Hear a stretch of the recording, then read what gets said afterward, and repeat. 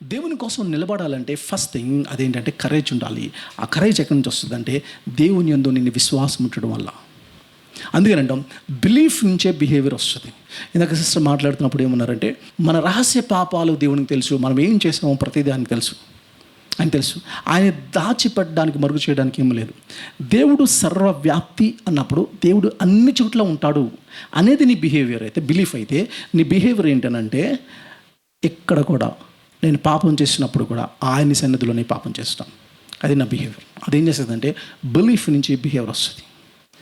దేవుడు ఇలాంటి వాడు అనే విషయం నాకు అర్థమైనప్పుడు ఆ ఫెయిత్లోంచి కరేజ్ అనేది వస్తుంది. ఆయన ఎలాంటి వాడు, ఎలాంటి పరిస్థితులను ఆదుకుంటాడు. సో కరేజ్ ఎక్కడి నుంచి వస్తుందంటే number 1 it comes from the faith.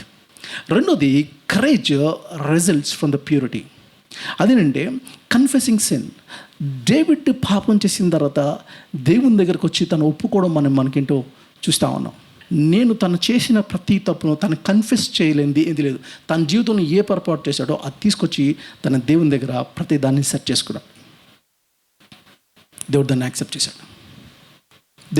చేశాడు. కాబట్టి కరేజ్ ఎక్కడి నుంచి వస్తుంది అంటే ఒకటి ఫెయిత్, రెండోది ప్యూరిటీ ఆఫ్ లైఫ్. సో తప్పు చేసినప్పుడు దాన్ని సరి చేసుకుంటూ వెళ్ళినప్పుడు ఈ రెండు కాన్సెప్ట్స్ నుంచి కరేజ్ వస్తుంది.